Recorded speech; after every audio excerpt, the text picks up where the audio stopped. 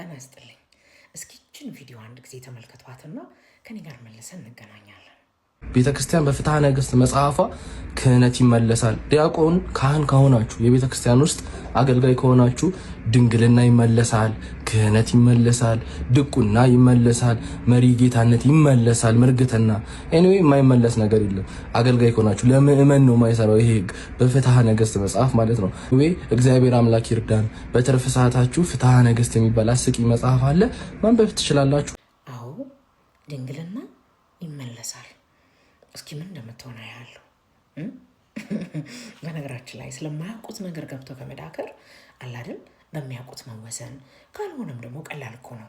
አላውቅም ብሎ በአንድ የስልክ ጥሪ እንኳን በጥያቄ መመለስ የሚችሉ ጉዳዮችን እንዲህ ከ300,000 በላይ እይታን ባገኘው ቪዲዮ መቅጠፍ፣ መዋሸት ወንጀልም ጭምር ነው። ምክንያቱም የኢትዮጵያ ኦርቶዶክስ ተዋሕዶ ቤተ ክርስቲያንን ስም ጠርተህ ባላለችበት አውለህታል፣ ስሟን አጥፍተሃል። ድንግልና ይመለሳል፣ ክህነት ይመለሳል፣ ሁሉ ነገር ይደገማል እያልክ ስታወራ ነበር ወንድሜ። ይኸውልህ አንተ እንደዚህ አናንቀህ በቧልት ሂዱና መደሰቻ፣ መሳቂያ፣ መዝናኛ ይሆናችኋል አንብቡት ያልከው ፍትሐ ነገሥት አንድም ቀን እንዳላነበብከው እንኳን አንተ በዙሪያ እንኳን ፍትሐ ነገሥትን የሚያውቀው ሰው ቢኖር ኖሮ እንደዚህ በድፍረት መተህ በበላህበት ብቻ እንደማትጮህ እርግጠኛ ሆኜ መናገር እችላለሁ። ሲጀምር ነገር ፍትሐ ነገሥት አሁን የኢትዮጵያ ቤተክርስቲያን ቁጭ ብላ ጠፍጥፋ አቡክታ የጋገረችው ነገር መስሎ ነው አይደል? እንደዚህ ያለ ሀፍረት የቀጠፍከው ልንገርህ። ስለ ኒቃ ጉባኤ መቼም ሲባል ሰምተህ ይሆናል። በኒቃ ጉባኤ 318 የሚደርሱ ሊቃነ ጳጳሳት ተሰብስበው አርዮስን አወገዙ። አዎ ከዚያን ጊዜ ጀምሮ እንግዲህ የመጣው ይሄ ፍትሐ ነገሥት የተባለው ሕግና ደንብ ያኔ የተወሰነ ነው፣ ግን መነሻውና ምንጩ መጽሐፍ ቅዱስ ብቻ ነው። ደግመልሃለሁ፣ ብሉይና ሐዲስ ናቸው ምንጮቹ። የሐዋርያት ትምህርትና የሊቃውንቱ አስተምህሮቶች ተካተውበታል የሚሉ አንዳንድ ትልልቅ ምሁራኖችም አሉ። በነገራችን ላይ በዚህ ፍትሐ ነገሥት የምትተዳደረው ወይም ስትተዳደር የነበረችው የኢትዮጵያ ኦርቶዶክስ ቤተክርስቲያንና ኢትዮጵያ ሀገራችን ብቻ ከመሰለች ተሳስተሃል። እኔ የሃይማኖት እውቀት የለኝም፣ ግን አንደኛ ስለማምነው እምነት መሰረታዊ ነገሮች በጥቂቱ አውቃለሁ። ሁለተኛ ሀገሬ ከ15ኛው መቶ ክፍለ ዘመን ጀምሮ እስከ 1923 ዓመተ ምህረት ድረስ የተዳደረችበትን ህገ ደንብ ማወቅ ግዴታዬ ስለሆነ አዎ ፍትሐ ነገሥት የሃይማኖት ብቻ አይደለም፣ የስጋ ወይም ደግሞ በዚህ ዓለም ላይ የምንተዳደርበት እንዲሆን ተብሎ የተሰራ ሁለተኛ ክፍል አለው። ስለዚህ ፍትሐ ነገሥት 2 ክፍል አለው ማለት ነው። እንግዲህ አንደኛው ክፍሉ ዓለም ሲተዳደርበት የቆየው ኢትዮጵያ ብቻ አይደለችም፣ አውሮፓን ጨምሮ በሚዲቫል ኤራ ማለት ነው። ሞደርን ኤራውን አላልኩም፣ ምክንያቱም ምናልባትም እነሱ ከኛ ቀድሞ ስለሆነ ዘመናዊ ህገ መንግስት ያረቀቁት እንዳትወናበዱብኝ። ግን በሚዲቫል ኤራ የምዕራብ አውሮፓ ክፍል በሙሉ በዚህ ፍትሐ ነገሥት ሀገሩን አስተዳድሯል። እነሱ ብቻ አይደሉም። ሮማን ኢምፓየር የምትለው ባይዛንታይን የምትለው እንዲሁም ሶሪያን ጨምሮ በሮማን ኢምፓየር ስር በነበረችበት ዘመን በዚሁ ፍትሐ ነገሥት ነው ስትተዳደር የነበረችው። ግብፅም እዚህ ጎረቤታችን ብንመጣ ግብፅም ከእስልምና በፊት በተለይ በሙሉ በዚህ ነበር የምትተዳደረው። እስልምና በ600 ምናምን አካባቢ ከመጣ በኋላ ራሱ አረቦቹ ከያዟት በኋላ ግብፅን ክርስቲያኖቹ የግብፅ ክርስቲያኖች ህገ ደንባቸው የነበረው በዚሁ በፍትሐ ነገሥት ነበረ። ፍትሐ ነገሥት እንደዚህ ዝም ብለህ የምታጣጥለው የምትንቀው ሂዳችሁ የሆነ አስቂ መጽሐፍ አለው ብለህ የምትዘባበትበት መጽሐፍ እንዳልሆነ ልነግርህ እፈልጋለሁ።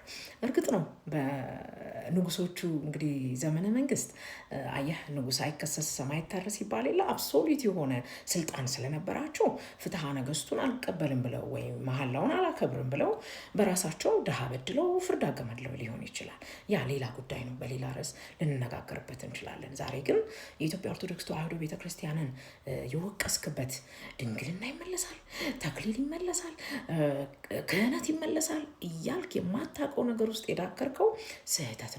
በቤተክርስቲያኗ 7ቱ ሚስጥራት ይሄንን ቀድሞ ያስተምራሉ። ማንም ኦርቶዶክስ ተዋሕዶ ክርስቲያን የሆነ በሙሉ እነዚህን ግዴታዎቹን ያውቃል። ከ7ቱ ሚስጥራቶች አራቱ ሚስጥራት በፍጹም አይደገሙም።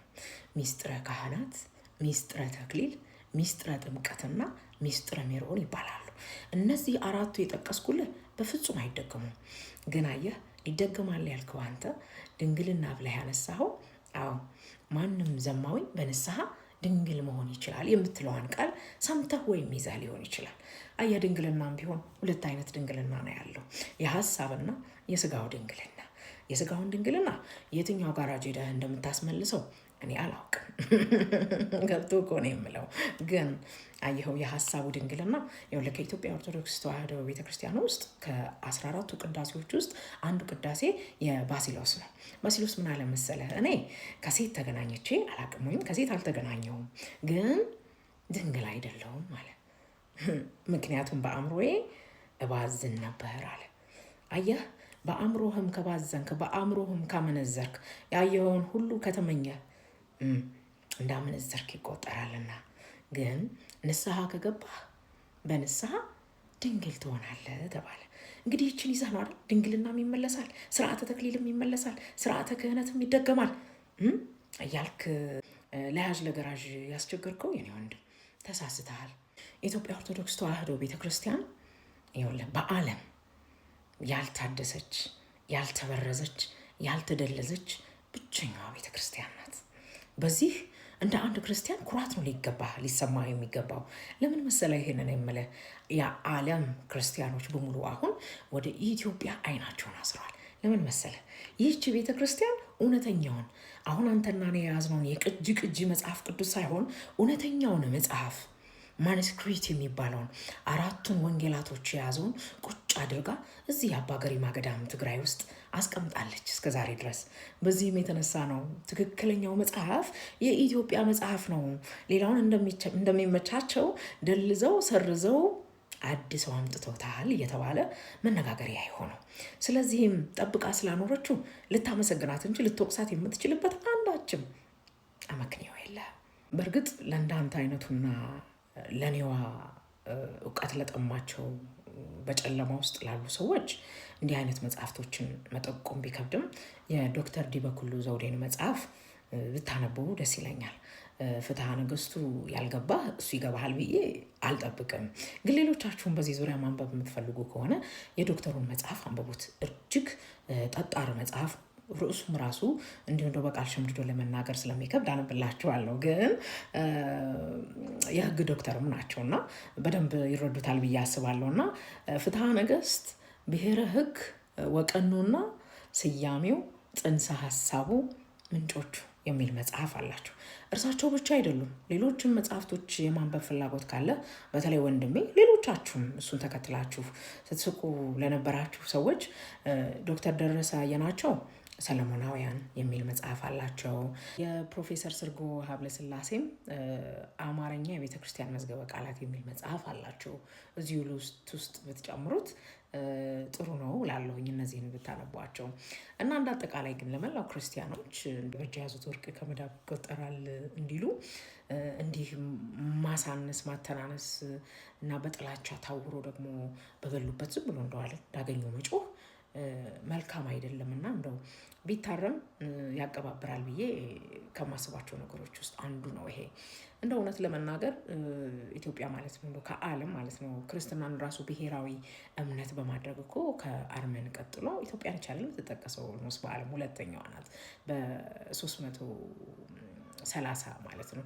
በ301 ነው እንግዲህ አርመን ብሔራዊ ክርስትና እምነት የሀገሩ እምነት እንዲሆን ያደረጉት። እናንተ ቀላል ሊመስላችሁ ይችላል፣ ግን በወቅቱ ተመልከቱ ከሮማን ኤምፓየር ራሱ ከሮማን ቀድመን ነው ይህንን ያደረግነው እና እንደዚሁ በቀላል የሚታዩ ነገሮች አይደሉም። ስለዚህ ብንችል ልናመሰግን፣ ባንችል ደግሞ ዝም ብለን ልናከብር፣ ደግሞ ካልሆነም ቤተክርስቲያኗ ስርዓት፣ ህግ፣ ዶግማ የሆነ ሰው እዛ ስላገለገለ ምናምን የሚቀየር የሚለወጥ አስመሰላችሁ ማውራታችሁ ተገቢ አይደለም። ይሄንን ለመናገር ነው ዛሬ የመጣሁት። እጅግ አድርጌ አመሰግናችኋለሁ። ኮፒ ሊንክ አድርጉ ብዙ ሰዎች ጋር እንድንደርስ። ላይክ ሼር ማድረጋችሁንም አትርሱ። ፎሎም ብታደርጉኝ ደስ ይለኛል። አመሰግናለሁ።